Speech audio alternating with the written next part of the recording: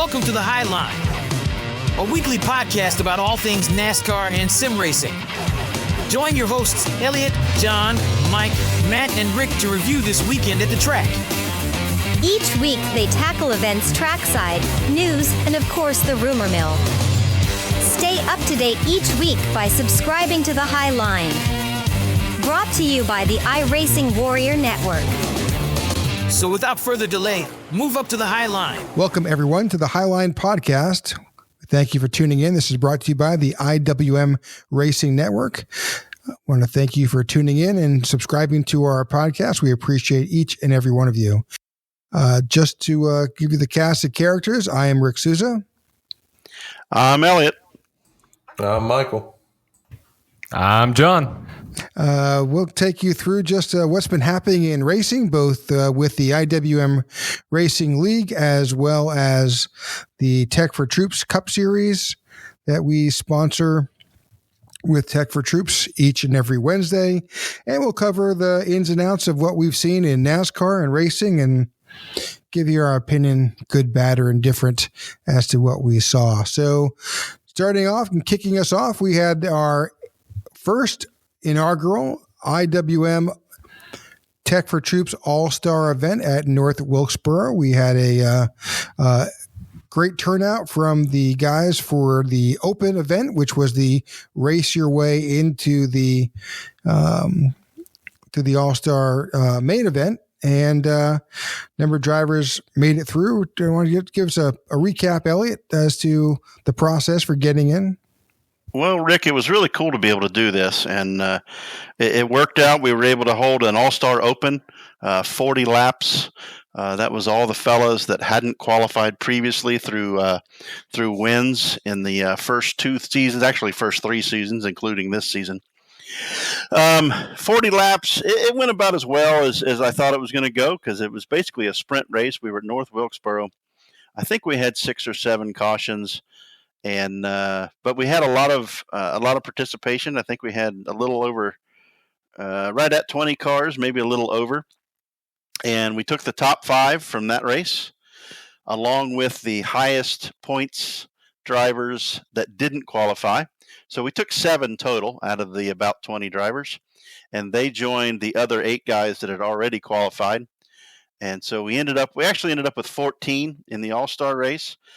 We had 2 that couldn't make it, John Ledger and Ty Bostick. They had both qualified through winning in previous seasons, but they were unable to participate in the race. The All-Star race I thought it was fun.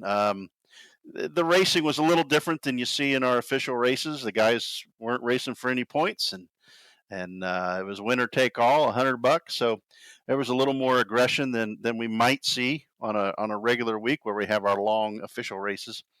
But it was a lot of fun.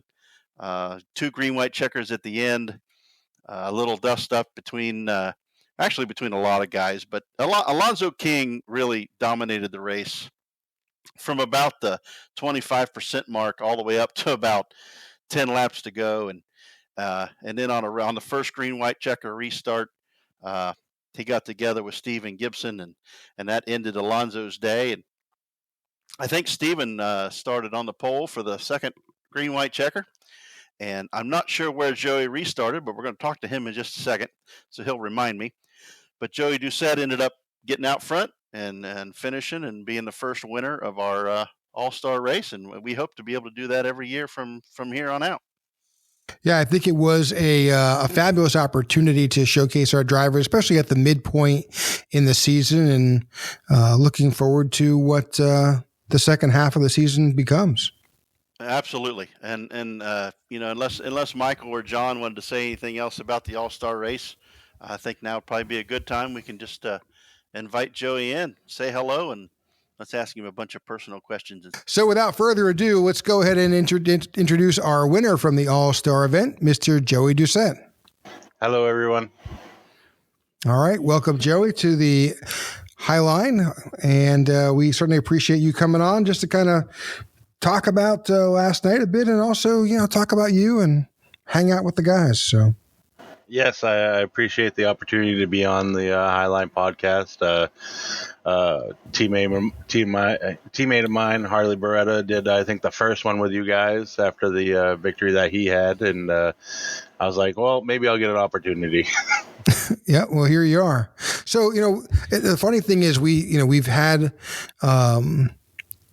many opportunities to race with you and to, from a broadcasting perspective, to call out your name over the last couple of seasons. But, this is an opportunity that we get a chance to actually figure out who you are and get to know you on a bit more of a personal level. And so tell us a little bit about Joey Doucette personally. Where are you from to start with?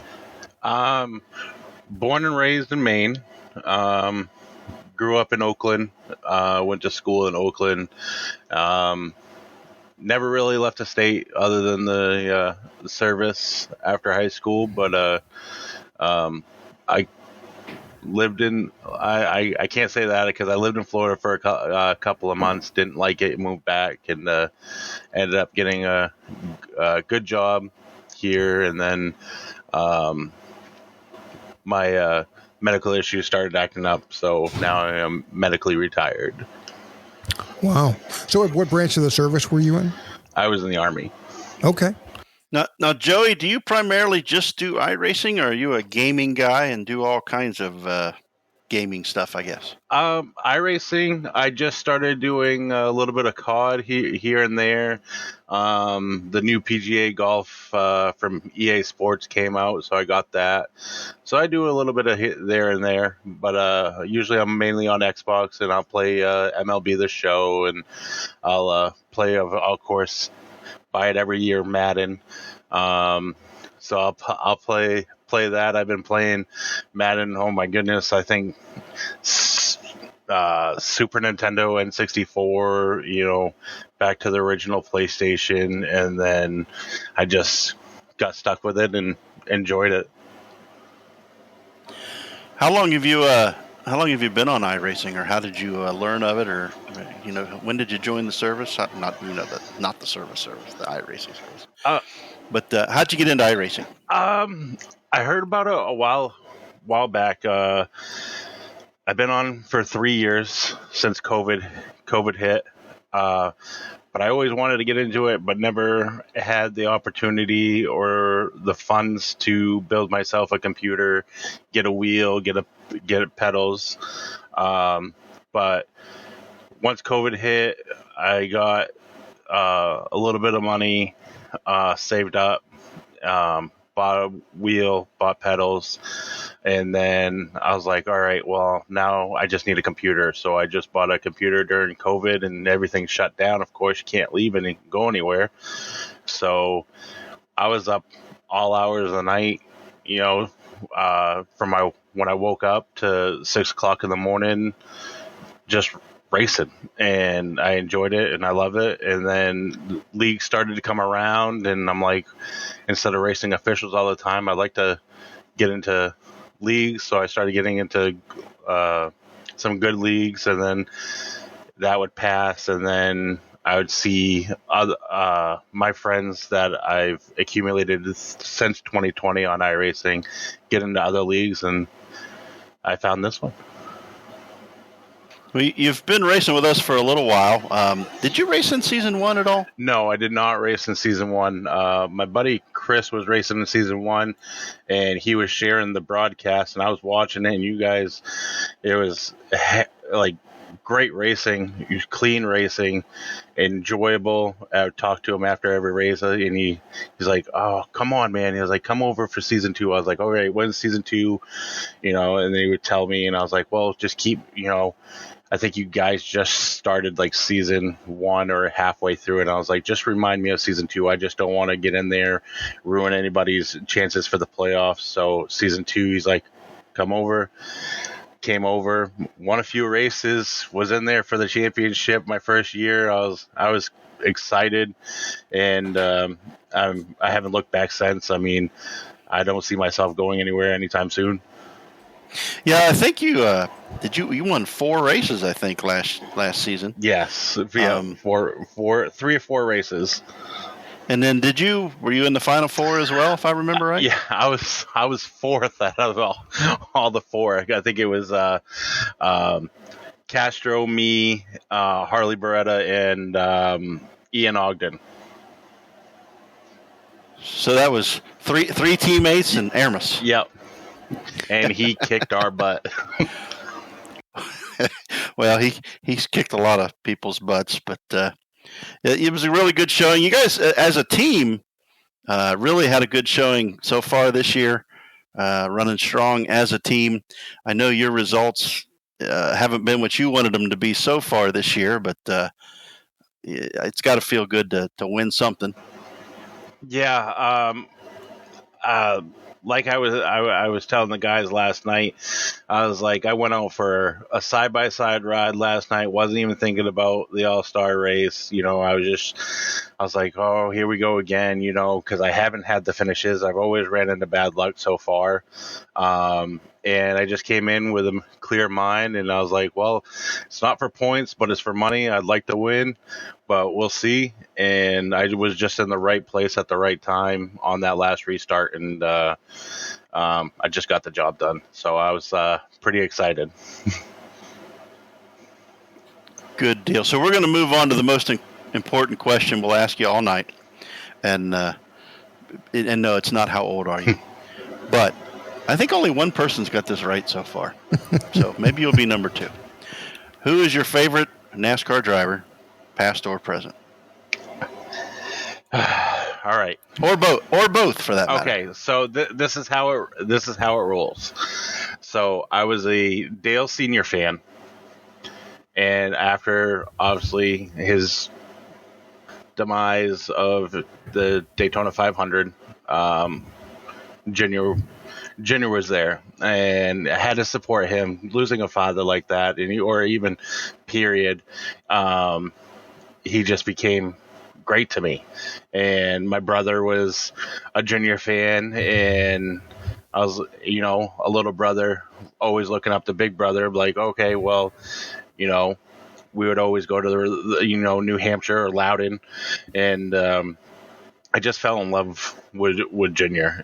He was great to his fans. He was just overall presence with the backwards hat when he was younger. You know, the cool kid on the block at the time. And now it's Chase. Yes, there it is. Elliot, I'm so sorry. You're the I'm second so sorry person to get that question right. And now I can't say that. It's to the point now where I'm just hoping people say that. Me too. It's fun to see Elliot cringe at the drivers that we all are fans of, Mr. Swope. Whenever I hear Chase, I think of that dog on Puppy Patrol. Wow. Ouch, man. Go ahead. I'll say, so Joey, since you've been a part of iRacing for a little bit, what is your favorite car to drive, and what is your favorite track on iRacing? So in the get-go and kind of now, I only drive NASCAR, trucks, Xfinity, and Cup.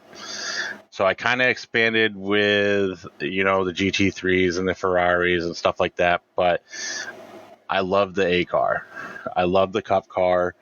It handles so different.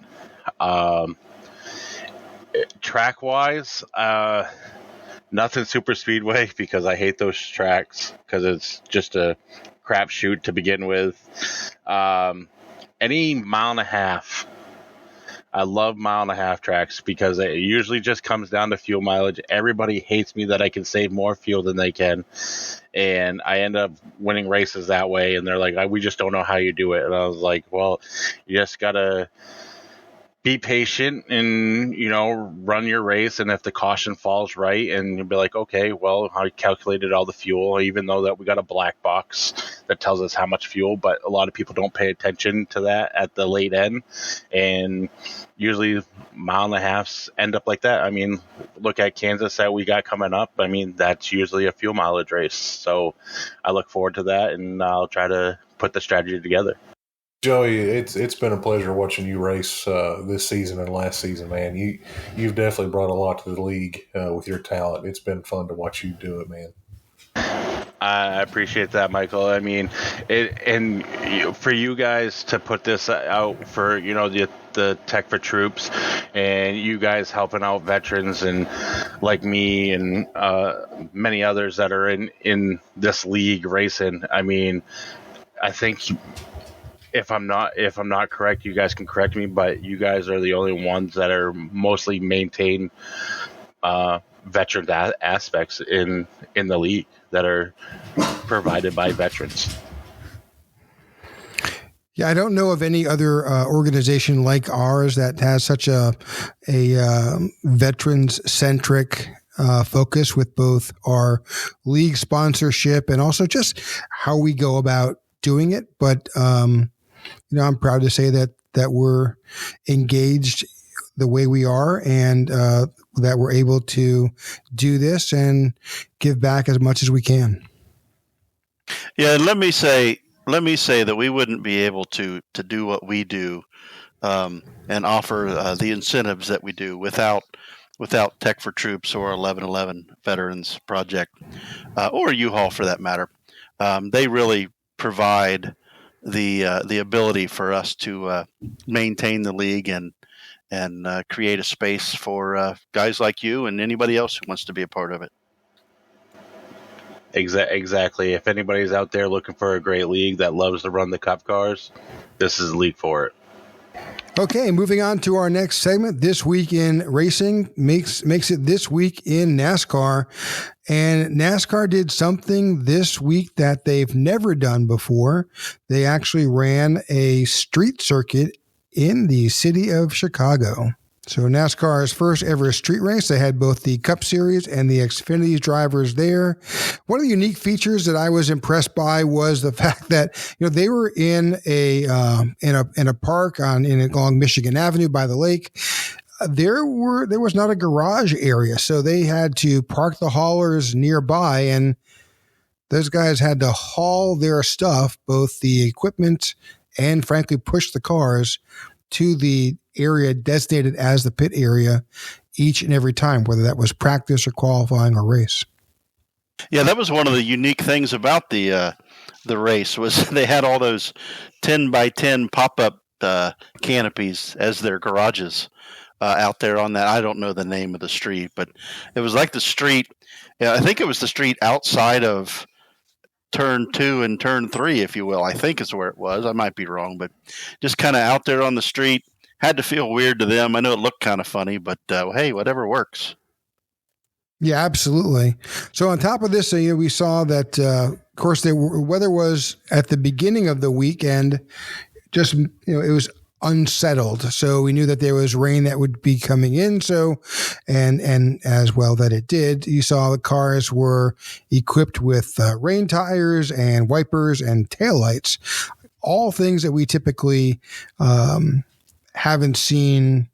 We saw a bit in previous road courses. We saw that in COTA, but at the same time, this is Chicago, and it's on city streets. So you had the different surfaces of a city street. You had manholes. You had unique corners. So it was pretty interesting to watch.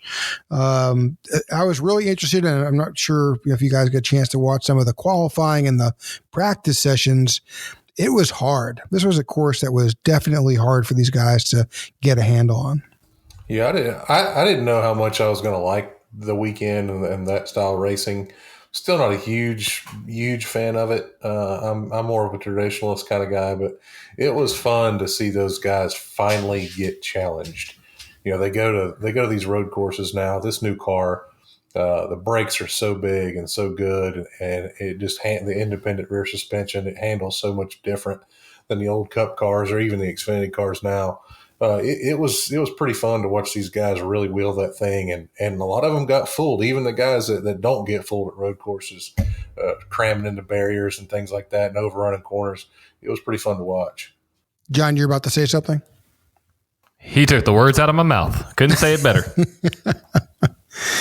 Well, certainly it was a tough weekend for a number of drivers. Cole Custer did win the pole for the Xfinity race. Sheldon Creed was putting it all out there, and of course he wrecked big time during qualifying. Had to go to a backup car and start at the end. Interestingly, a number of Cup drivers did crash during practice. Most notably, Ricky Stenhouse and Kevin Harvick. Yeah, I think they were just. I mean, it sounds stupid to say they were just learning the track, but I think they were just pushing and seeing how far they could take the car because Denny Hamlin won the pole, and I watched qualifying for the Cup, and I remember it being relatively clean. As a matter of fact, I can't think of anybody who crashed during qualifying unless I'm besides your favorite driver. Besides your favorite driver. Yeah, that's probably why I couldn't remember that. Yeah, I probably changed the channel while he was qualifying. Could have been it.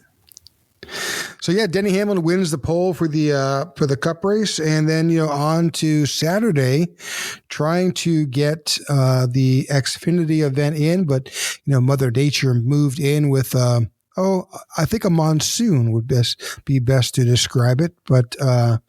They did get the Xfinity race started, and unfortunately, notably Justin Marks, who decided he was going to make this race the race he wanted to race in, his engine expired on lap 4.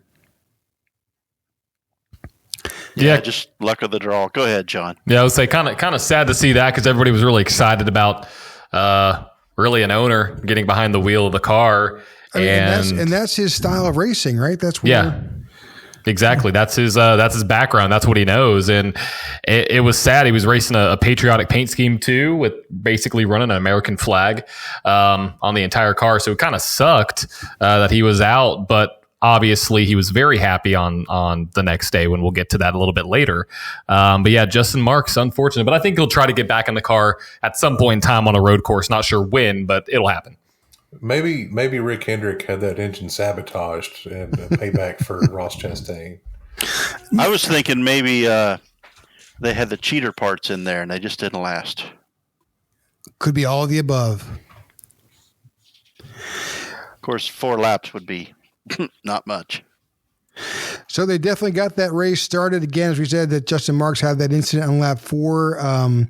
But unfortunately, with Cole Custer still in the lead, rain moved in, and they decided at that point, after 25 laps, to basically reschedule the event for Sunday. Well, I know this is the only, for me, one of the sore spots of the whole weekend. So when they actually stopped the Xfinity race for lightning, and you guys can correct me if I'm wrong, or somebody out there in the interwebs correct me if I'm wrong.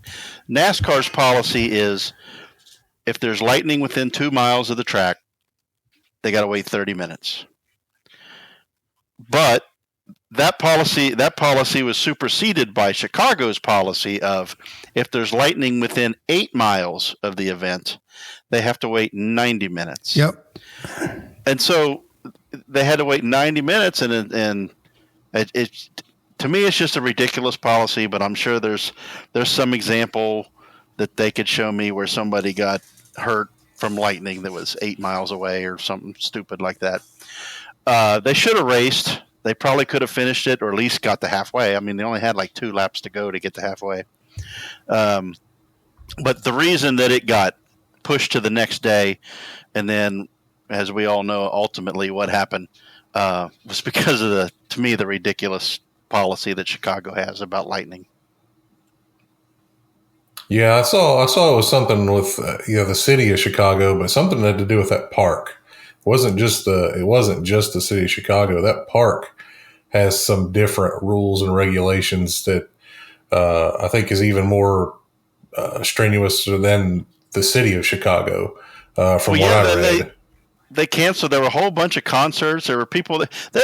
Something. I think they said something like 80% of the ticket holders were new NASCAR fans, if you will. And I'm sure some of those people, or a lot of those people, were there to watch the race and were going to watch the races. But they were there there was 2 or 3 concerts scheduled. Yeah. It wasn't raining. They canceled everything.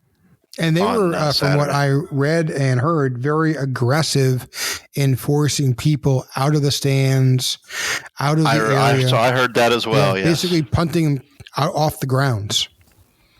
Yeah, I heard, listening to Door Bumper Clear, a bunch of the spotters were kicked out of there and even made to leave their gear behind. Well, that's a little scary in Chicago. That doesn't seem like a good situation at all. The handling of the evacuation, there were lots of people on Twitter that were saying they had tickets for both days, but they had gotten screamed at and told to leave on Saturday, and they knew it was going to rain on Sunday, so they just weren't coming back just to have that happen again.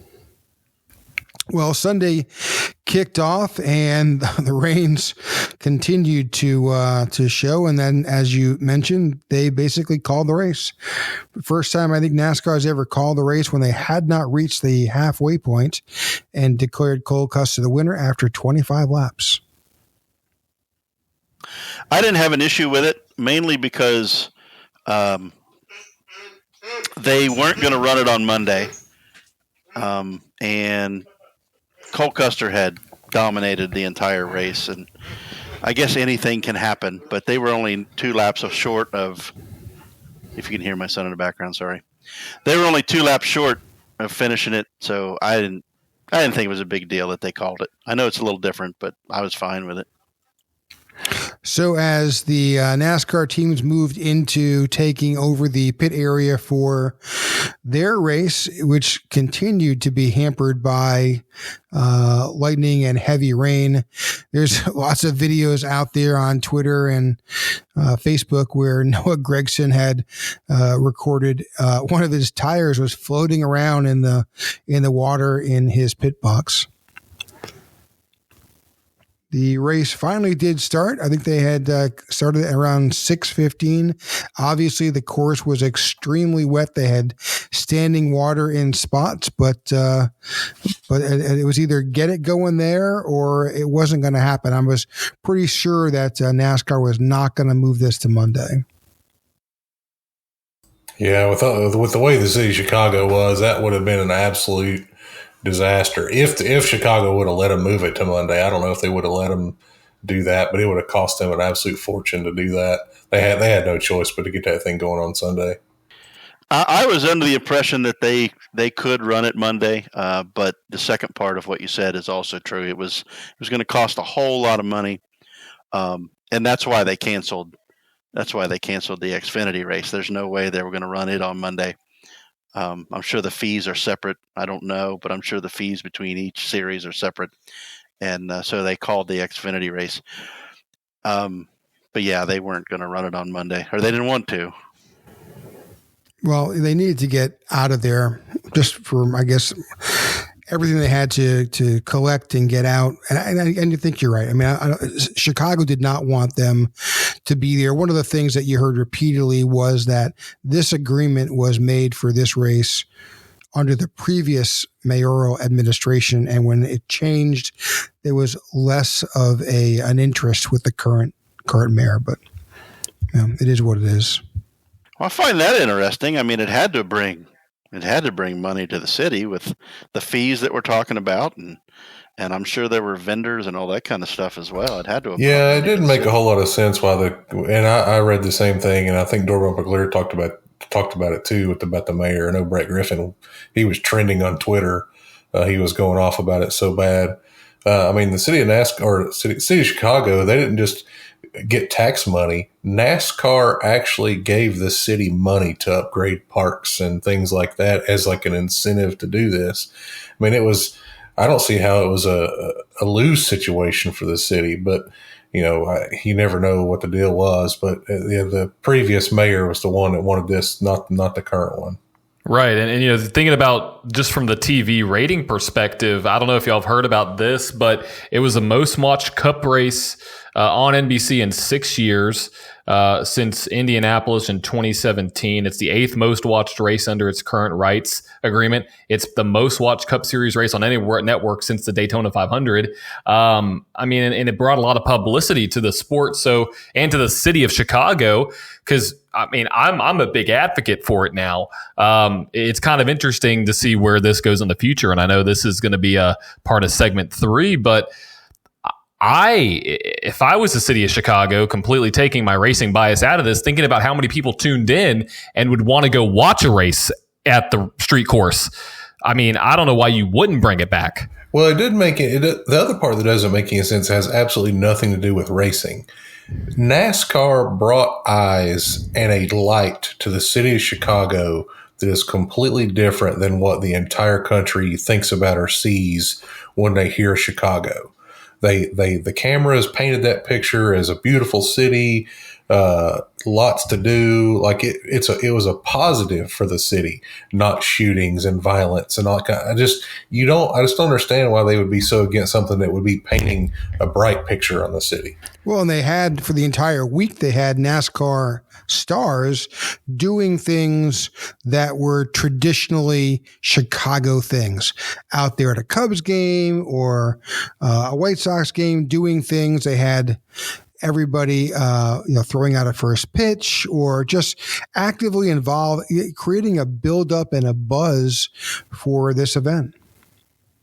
All right. So race finally starts at 6:15, wet course, opening 3 laps. Eric Almirola, Brad Keselowski, Noah Gragson, Eric Jones, and Denny Hamlin were the first of those who ran into trouble, but no one more than Kyle Busch, who slid into a tire barrier to draw the race's first caution. His car was completely under that tire barrier. It was impressive. I got to say, that takes some skill to be able to go underneath an entire tire barrier. And when you saw the replay of it, it looked like he hit the wall head on. Next thing you know, he's back up, ready to go after a quick tow from the tow truck there. But that just makes a bigger statement to how well these cars can hold up underneath the conditions, because he hit that wall pretty hard. But I gotta say, from an entertainment perspective, I was not expecting anybody to be under a bunch of tires, especially not Kyle Busch. It definitely shows how much of a tank the car still is.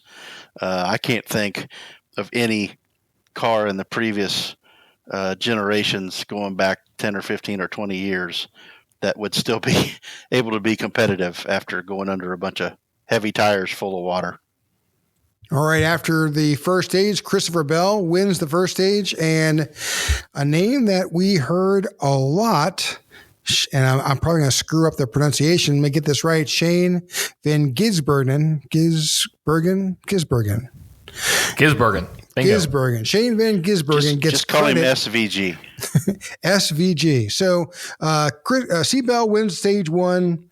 SVG gets credit for a leading lap. And I think we're all thinking, wow, he started 3rd. He leads a lap. What a great opportunity for this guy from New Zealand. All good. And then we got to hear more about him. I was, watching him be fast in practice and then fast in qualifying is one thing. But to see how competitive he was through stage 1, once you got to the end of stage 1, if you have a brain, you had to have been like, oh, this dude's for real. Because normally when they bring these road course guys over, or the F1 guys, they get into a NASCAR environment where there's beating and banging. They don't know how to hang. He definitely held his own. It was impressive. One of the things that I found so interesting was the cameras in car that were looking at his footwork shows that he was using the clutch, which these guys don't use anymore. He was also shifting offhanded. I don't know if you noticed that or not. He was, and it was incredible to watch, because he sits in a, like you were saying, he was shifting basically in a complete opposite form, because he drives a right side driving car, not a left side. And yeah, the footwork that we saw, is very reminiscent of how you had to drive the previous cars. And that just shows you the expertise that somebody who drives a V8 supercar comes in and can do. And I think they should put cameras in all of the cars, especially on road courses near the feet, so we could see specifically how different drivers do that. I mean, I know they did that back, I think 2010s, when you had Marcus Ambrose driving, Boris said exactly. And we saw that out of Shane this weekend, the heel toe. And I mean, obviously got him, the somewhere finishing up near the front. If you haven't already noticed, he won the race, obviously. But incredible to watch. Well, when they noticed him on TV downshifting using the clutch, they asked him about it, and he kind of blew it off and just said, that's just what he's used to doing. But somebody, I don't remember if it was somebody after the race. I don't know if it was a guy from the series that he runs in all the time, or if it was Tony Kanaan, because he said that that helps stabilize the car going when you're in braking, slowing down, coming to a corner. That the guys in NASCAR should learn to use the clutch and not just rely on that sequential transmission, that it actually does something to help stabilize the car, and it was an advantage to him. The only thing I can assume that does is it probably has an RPM effect. When you clutch in, obviously it'll drop the RPMs. So I wonder if that adds more grip because you're not. I think there's some bite there. Yeah, I think there is. I was thinking that I obviously have never shifted with these sequentials, but I assume there's somewhat of a jolt. Maybe it takes that jolt away when you're using the clutch. I don't know. I'm also wondering if he's got practice time in the sim, like iRacing. I know they got them all at the shop to practice this car at that track. I would assume he does. They mentioned a lot of the guys because nobody had ever been on the track before. That's how everybody was getting practice for the race. Yeah, everybody hit the sim pretty hard. Of course, it's not exactly the same, obviously, but that's all they had to go by. So they did that. I know that also when SVG was getting fitted for the 91 car, they took him over to the Roval, and they allowed him to run around the Roval for a while here in Charlotte. Well, that would help get used to the car. Yeah. So, I mean, that had to be a little bit of help. Yeah. So as a race, I tell you who needed more time in the sim was poor old Noah. Oh man, Noah's troubles began with turn 6 and they continued in turn 6. My count says he was trapped there 4 times, or he collided 4 times. Is that the same number y'all had? It was up there. I mean, it was either 4 or 5. I mean, all I know is every 15 laps you saw that number 42 just sliding right into the barrier, and he even went around in the cool down lap there. Yeah, I'm not sure if you saw that or not, but he did. He spun it in the cool down lap. It's I don't know if it was that bacon suit that he had on that had a little bit of pressure on him. I mean, I don't know what happened, but he was not a very high performer at Chicago at all. So with a combination of the late start and the weather, the race began to run long with some cautions, and unfortunately, we were running out of daylight, and NASCAR made the executive decision at possibly an inopportune time. They shortened the race to 75 laps. They did not make that decision at the beginning of the race. They kind of threw it in the middle. And unfortunately for a number of teams, that really impacted those that needed to pit but didn't, and those that did pit and were now good to the end of the race. Yeah, stuff like this that frustrates me about NASCAR. They knew at the drop of the initial green flag that thing was they were not going to get 100 laps in. To wait until when they did to make this call is just more of NASCAR making up rules as they go, doing what they do. I mean, they knew at 6 o'clock that they were not going to get that race in. It turns out, I saw Seabell was, complaining pretty hard about how it screwed him or whatever. SVG was on the same strategy he was, and he still won the race. So, I mean, It definitely flipped the field as far as guys finishing in the top 10 that had no business in the top 10 But as far as the winner of the race, it didn't really affect that. But you just can't make that call right when they did it. It's just crazy. Yeah, you got to go, John. I would say you got to give more time for at least the crews to make an adjustment or have a level playing field, because it just almost was out of the blue. And yeah, I mean, it could have affected the outcome slightly, obviously screwing over Mr. Christopher Bell, who was on a tear. But yeah, you got to make that call sooner. I want to agree with you guys, except I don't think they did know at the beginning. I didn't think it was going to go 100 laps, but I couldn't tell you how many it was going to go. And if I remember right, the first 30 laps took an hour, and that's when they made the decision to cut it to 75, based on that hour time frame that took to run those first 30 laps. I would agree, and Christopher Bell, his radio was that they just effed us.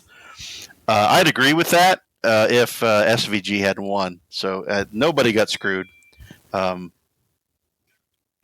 the guy that was in the same situation as Bell won the race.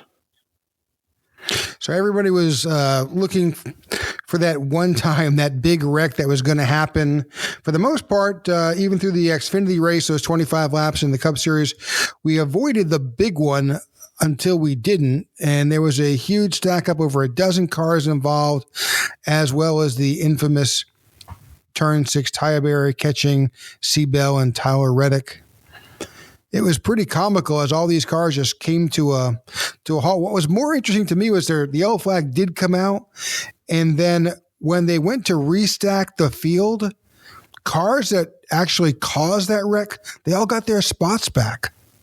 Well, they were farthest in the clump of cars, so every car that stopped, the cars that got through got to keep their spots too. If I remember right. They didn't. They put those guys that are in the wreck in front of them. Oh, yep. Okay. Yep. Well, I remember it wrong. So go ahead with that. Yeah, I don't know. I feel like at that point in time, if you were able to get through and you were not part of that group, you were technically, quote unquote, involved. Now, if you're blocked in, yes, you're involved. But if you're able to get by, you should have that position, because you were able to make it through the wreck. Or I guess the parking lot per se, but I don't know. That's a tough one. Well, this is the second time this year NASCAR's done this. Well, we talked about it earlier on this podcast after Talladega. Guys that were involved in the wreck got their spots back. Man, I get it. If you're in the middle of a parking lot, you didn't touch anybody, you shouldn't be penalized. But the guys that were in the wreck got their spots back. I think they're getting the idea from iRacing. Just saying. They use the sim a little bit too much. Yeah, a little too much there. I was gonna say, because usually when people get in the wrecks and then you say, let this guy by, I was like, he's involved. Yeah. So on the restack, Justin Haley is out there and SVG is coming up fast. Caution comes out after Truex wrecks again, and a yellow for Stenhouse and Bubba Wallace wreck brings out the yellow flag and the beginning of an overtime event. And in that overtime event, Mr. Shane Van Gisbergen wins the race. SVG wins his first NASCAR street course. Well, he wins the first NASCAR street race and his first ever win, since it was his only time here in a NASCAR Cup Series, as the first time since 1963 with Johnny Rutherford at Daytona that a first-timer gets his first win. It just kind of proves, one, obviously, Shane has a lot of experience running on these street type circuits and going left and right, where the majority of the Cup schedule is turning just left, and in the wet, the wet, and he drives a Camaro now, a 2022. Well, technically, he's driving a Camaro right now that looks basically like a Cup car in essence, with the big wing on the back. It's a Camaro, and so it proved that if you have that experience, you are going to be better. And I think with the way that those V8 supercars handle, and with the way that these new Cup cars are, he was sitting in a pretty good spot to do well. Not going to say this is not a surprise. I think it's incredible. I think it was a big surprise. But looking back at his experience, looking back at what he's been able to do in the dry, in the wet, and his success of basically, I forget how many championships he has in the VA Supercars. I think 2 or 3, 80 plus wins. I mean, he's not just some random old guy coming over. He's the best of the best. I agree with you, John. I think I agree with you. This, to me, not that he's obviously great, and I thought it was great that he won. But this is more NASCAR moving towards his style of racing than it is him coming to NASCAR, so to speak. I don't know if I said that the right way. But I think even SVG said at one point, and again, he's probably below V8 in a little bit, but he said, I basically drive the same car in my supercar series. It just weighs 250 kilograms less. Yeah, I saw that Chase Elliott and Larson and those guys were talking about how big of an embarrassment it was that he came over here and did that. I didn't take it that way at all. I mean, what they did Sunday was nothing like NASCAR. That was not a NASCAR race. It was not NASCAR style. The only difference is they were sitting in their cup cars, which is set up completely different than any other race they've ever been set up for because of the height of the car and everything like that. And the guy came over here and beat him at their own game or at his game in their car. I mean, that's all that was. And I was just going back to the previous point I made earlier, really quick, Elliot. The ratings showed that people liked it. People did. People wanted to tune in, and it was fun. And it wasn't just a United States audience either. There were people. I have somebody I'm connected with in Australia. He was watching because he has him as a driver for his clothing brand, and so people from around the world were tuning into this. I think we're all saying the same thing. Yet NASCAR is moving that. Michael, you said it wasn't a NASCAR race, or however you just verbalized that. It's going to be from now on. There's going to be some. I mean, the car is more like a supercar. The race, we're going to have more street races. I don't know if it'll be Chicago, but they're going to keep going this direction. I think they view it as like John just said, it's another way to open up another audience. That's not just in Alabama. Well, this style of racing is, like I said at the very beginning, it's not my cup of tea, but for a one time a year, I'm good with it. It's bringing in people that would never watch. It's growing the sport, which is going to take a lot of heat off of these teams with sponsorships and things like that. I don't necessarily think they need to go back to Chicago after the kind of way it all turned out. But it would be kind of cool to see them go to different cities. And I think you're right. I think that's what's going to end up happening. Yeah, and it's not like other major series don't. I mean, look at what IndyCar does. They have Long Beach. They have Nashville coming up here in August, which I think that would be really cool to see some Cup cars going across the bridge, coming back over the bridge. Just making that plug right now. Come to Nashville, even though they have already a race here. Better put a lift kit on that car. Yeah, 100%. That thing, yeah. But I think it has the potential, and like you said, once a year they could make a tour. Like every year they announce it at the beginning of the season. They go to a different city every year. They go to Long Beach, they go down to Miami, they go to Vegas. I mean, think about Cup cars down the Vegas Strip. Yeah. I mean, Formula One can do it. Well, you can't tell me can't be done. I mean, Formula One has talked Las Vegas into completely destroying their strip and repaving it in the middle of the summer during their tourist season. I mean, if that doesn't tell you that anything's possible, I don't know what will. Well, it's money. It's incredible. Yeah, it's incredible.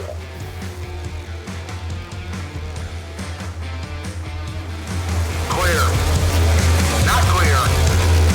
Clear. Not clear. Not clear. Not clear. We're going to move into our next segment, clear, not clear. So this is pretty simple. If you agree with the decision to do it, it's clear. If you don't, not clear. So the first topic we have is going back to Chicago. I'm clear. I thought it was great. I enjoyed the race. I don't know if it's because it is close quarters, and on road courses as we know them, they're kind of wide open. I don't necessarily enjoy road courses, although I've enjoyed some of them recently, maybe just because of this car. But it seemed like the racing was what we expect from a NASCAR race. It was close quarters the whole time, and so, yeah, I'm clear. Yeah, I'm clear on the race. I'm clear on, like you said, the close quarters. It was nice to see a road course that actually had punishment for blowing corners and things like that. Because these road courses they race at, they'll blow a corner and it doesn't affect them at all. I'm clear on that. If they've got to race this style racing, Chicago, the way things went and how everybody was done and the way they acted about it, I'm not clear on that. I'm clear on the racing, but not on Chicago. Yep, I'm gonna say clear on the street course racing. I'm, as of late, become a big fan of road course racing, getting into IndyCar, getting into some GT3 style racing, Formula One, and seeing this event just proved to everybody and to me that it's possible. Going back to Chicago, I don't know if I love the course. It's really fun to drive, especially if you go on iRacing. But I say not clear on Chicago, clear on the concept of street courses, maybe in a tour. So I say clear. Joey? I'm clear also, just as the tour aspect of it. I saw clips of it. I enjoyed watching the clips of it, but it needs to be a tour. It can't be the same city. So. All right, I feel the same way. I think that it was a great proof of concept. So that says, yes, NASCAR can race Cup and Xfinity on a street course. Maybe Chicago can be in the rotation, but let's look at other cities that have either a course laid out, like you just mentioned, Nashville or Detroit or Long Beach or Miami or Vegas.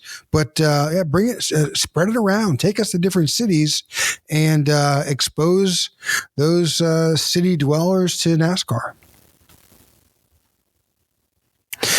All right, next topic, the use of a road racing ringer. You know, NASCAR brings in someone like SVG to throw them against the Cup guys, or we've seen that before where they brought in an outside guy to race in these road races. Clear or not clear? In the past, I've never been a fan of this. But I want to say clear, because what Trackhouse is doing with the 91 car, I think is cool as hell. So yes, SVG was a road course ringer, but he didn't take anybody's spot. So I'm clear on that. The way they did it in the past, even though I like Boris Said and maybe Marcos Ambrose and all those guys, they would have a Cup driver sit out so that they could race. So I didn't like that, but if we're talking about Project 91 or whatever they're calling it, I'm clear on that. Yeah, I'm definitely clear on it. I'm like you. I don't like the idea of them pulling a regular out of the car. I would be not clear on that. But something like a one-off, like the Project 91 or Denny Hamlin's putting somebody in the 67 car at the Indy Road course, things like that, I'm all for it. It brings eyeballs in to our sport that would not be watching NASCAR because of it. There's not enough money on planet Earth in NASCAR to make it happen, but how cool would it be if during the summer break they got Lewis Hamilton or somebody like that to come run this car? I mean, I'm all for that. I think it's a pretty cool concept.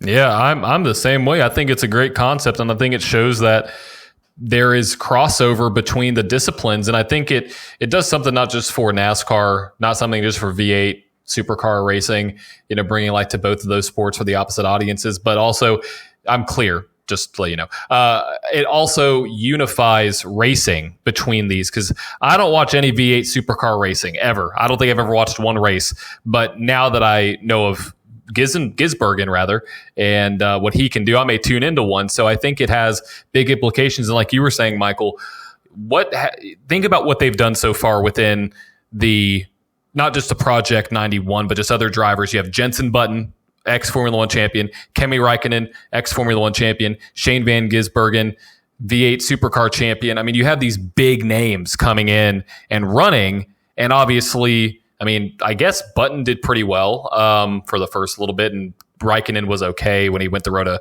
America, but I think it opens the doors. Bring people over, have some discipline. I mean, we saw, I don't know if y'all remember, but I believe it was Lewis Hamilton and Jeff Gordon that did the swap, where Gordon got behind of Hamilton's car at, I believe it was Indy, and vice versa. I don't know what Hamilton got behind of, but I think it's a great way to bring and unify motorsports and bring new audiences. Yeah, you're right. It was Indy, and it was Jeff Gordon getting in his F1 car, and he got in Gordon's car. They just made some. They tried to go fast, but they just did it for what do you call that? For marketing, for publicity. Yeah. I'm clear about it. Bringing in these new guys. I mean, it goes way back to Boris said, Marcus Ambrose. You never heard of those guys until they stepped into something. Unless you watch road racing, and they do okay. I mean, they won races. I'm not taking anything away from them, but usually when they come in, some of them are good, some of them are great, some of them just have bad days and they don't live up to the expectation. But bringing in these young guys and even older guys, I mean, I would love to see, Boris said back out there just to bring back nostalgia, or even having Marcus Ambrose jump back into these next gen cars and see what they can do on these road courses. Because, you got Larson and you got Chase and you got, Blaney that's winning road courses, Kyle Busch, Truex, they're good, but stacked to, SVG, he's just on a different level. And I think it just brings more competition to road courses. So I'm clear about that. Yeah, I think it's a lot of fun to watch. I mean, if you think back to COTA, you had Jenson Button there, you had Kimi Räikkönen, you had Jordan Taylor. Those guys were all raced at COTA, and COTA was tough weather-wise. And when those guys got out of the car, they were all like, "Holy cow, this is hard!" And I think that led a lot of credibility to what the NASCAR Cup drivers do when they had guys from outside their typical pool of drivers come in and say, "Hey, there's some respect here for what you guys do." It was a little bit different when SVG came and basically cleaned their clock, and we'll catch that in a later segment. So next topic is NASCAR shortening the Cup race, well, without notice. This is one of those things for me where the results dictate my answer. Normally I would be not clear, but SVG won the race, and he was one of the guys that got quote unquote screwed by them shortening the race without notice. He proved to the 15 or 16 guys that were in the same boat with him that it really didn't matter. So I was clear on it. I don't think they could have made the decision at the beginning of the race. They had to see how long it was going to take and make a decision, and they did. And SVG proved that it didn't matter. So I'm clear. Yeah, I'm not clear on it. Reason being is because at the very least, don't do it in the middle of a fuel window. Don't do it while half the field is pit and the other half hasn't. There's got to be a better way to do it. The winner wasn't affected, but a bunch of cars that are racing for points and playoff spots were affected. That's kind of where I think it's kind of BS. Yeah, without notice, I'm kind of along the lines of you, Michael, on the timing of it. Overall, I think shortening it, yes, I am clear on. Because let's say they didn't, and this race ended under a caution flag because of lack of light, this would have completely negated the impact of SVG's win, I believe. I think it would have discredited his win just slightly because they're like, oh, he just won because they shortened the race. If they would have had lights, who knows what would have happened? It would have brought out that, conversation. I'm going to say not clear without notice. Clear on it actually happening, but not clear about when it happened. Well, it made it worse too that they did it and then they said we're going to call it because of darkness at a certain lap and then had overtime. I mean, that doesn't make any sense either. We're going to stop it at lap 75. But we're going to have 2 overtimes. I mean, that made it worse. Good point. Yeah, but they gave themselves a buffer. It was based on that first 30 laps taking an hour. And they didn't realize how long that was going to. I mean, the last 40, I guess it would have been the last 45, didn't take near as long as the first 30. But they were still wrecking. I mean, I don't know. Well, maybe they should have said we're going to race until 8:45 a time.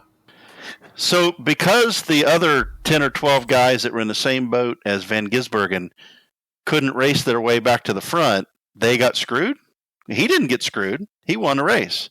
So how did the other 10 guys get screwed? Oh, come on. Because the field was flipped. Because they can't go as fast? The field flipped. Just because the same guy won doesn't mean that nobody else was affected. Yeah, no, the field flipped. They were all affected equally. The field flipped. 10 guys were affected equally. There were about 8 to 10 cars that came under that last pit cycle, and Gisbergen was more. I think he was either 7th or 8th at that restart. Yeah, he had every right to do what he did to come up and win. He was the best driver on the track. But think about Christopher Bell, who was trying to outpace that. I think it definitely screwed up Bell, 100%.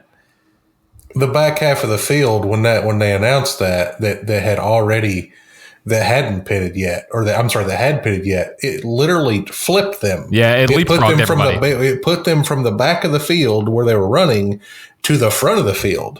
Yeah, that's why you had Justin Haley there, because Justin Haley and Byron are running around P30. Yeah. Like, I was actually watching this, and when they were talking about the caution, I was trying to do some actually live betting on the race, and I was like, Justin Haley's going to be up at the front of this thing. Now, I don't know if Gisbergen's going to catch him, but Haley is all the way back in 30th. I think Byron is in 31st, and then you had Logano, who was up there as well. I mean, they were all in the 30s.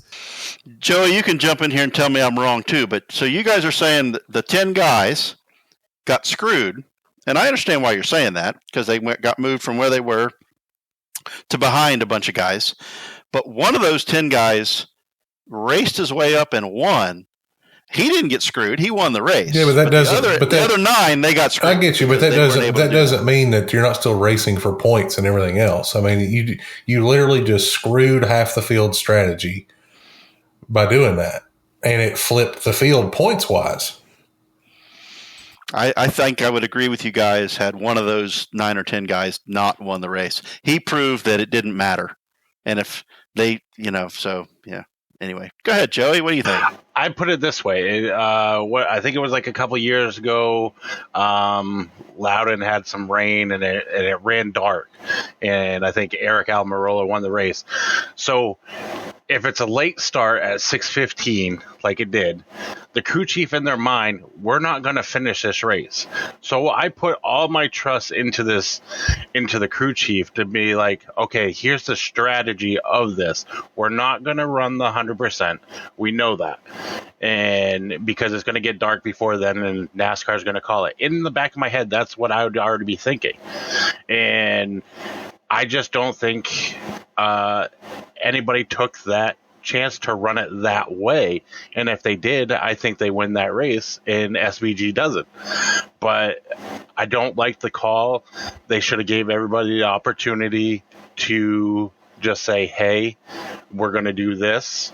It's 75 laps or time, and just go about it. But I just don't like the call by NASCAR. But a lot of the crew chiefs should have been like, yeah, I think it's not going to run the full race. So, I mean, I put a lot of weight on them, but that's the way I think.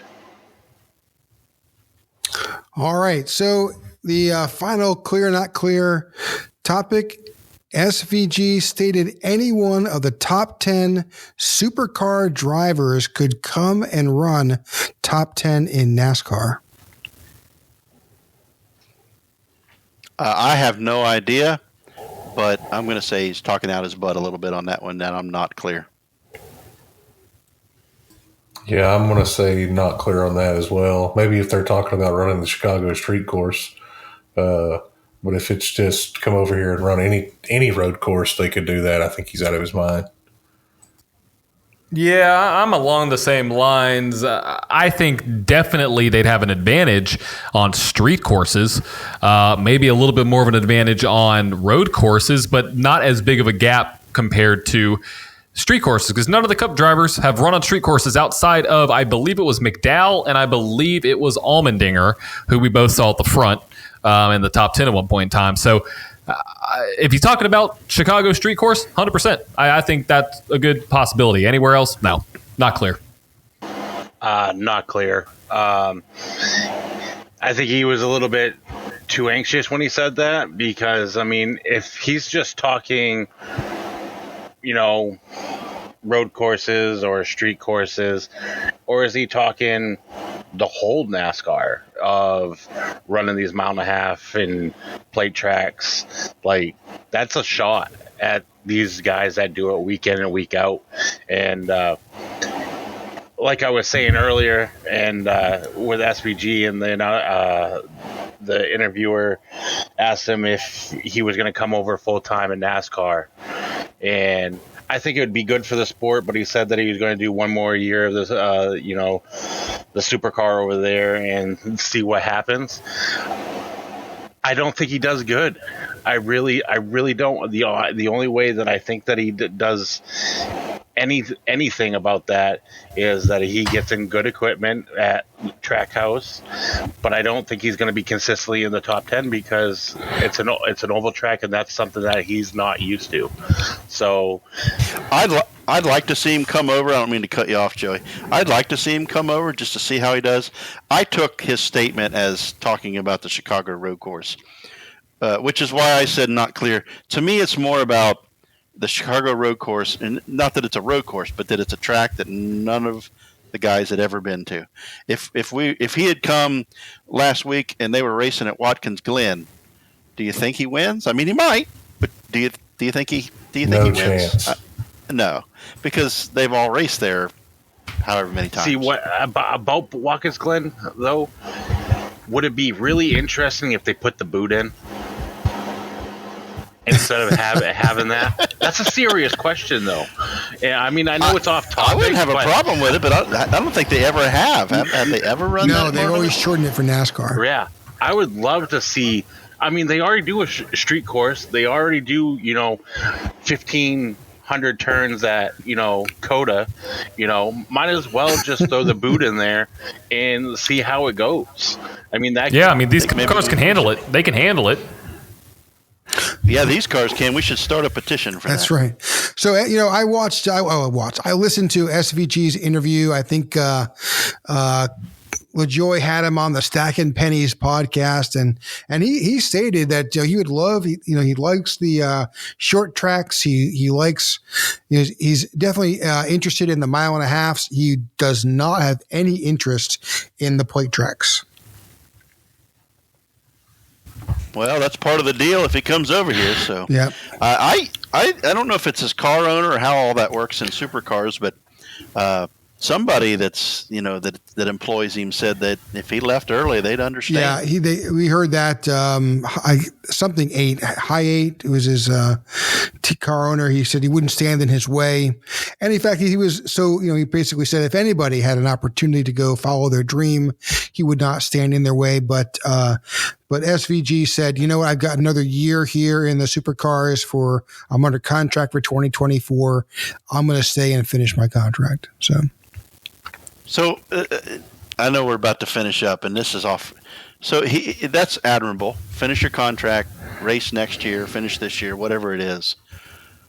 Do you stay away from NASCAR until then, or do you come back, do another race, and risk finishing 36th? Oh, he'll come back if they put another street course, or even if they bring him back to a regular road course that NASCAR runs. I think they give him another Trackhouse is going to give him another opportunity anyways. If he decided, hey, do you want to run this race?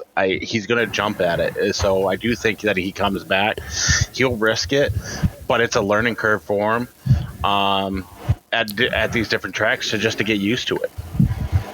I completely agree, Elliot. It's kind of like the kid who is a starting quarterback in his junior year and plays in a bowl game and throws for 1,000,000 yards and he's celebrated. Do you take the opportunity and turn pro, or do you come back and maybe suck your last year? And well, yeah, that's what I'm saying. His stock is as high right now as it's ever going to be, unless he wins every race he ever, enters.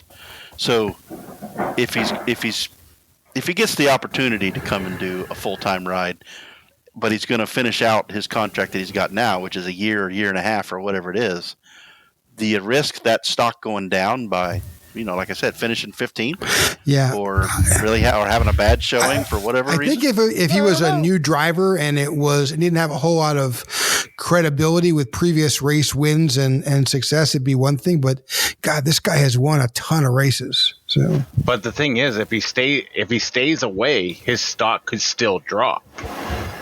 And that's like Rick was saying, is a junior, have an amazing career. You come out for the NFL draft, and then the senior year you're not so good.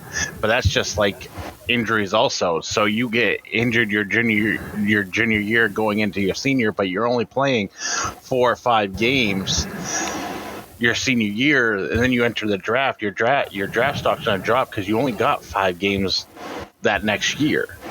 Yeah. So staying away could hurt him also. I think it's always a gamble. Well, I hope he races again. So, all right. So that kind of wraps up tonight's podcast. I want to thank Joey Doucette for joining us here tonight, and obviously the rest of the members of the IWM Racing and Broadcast League.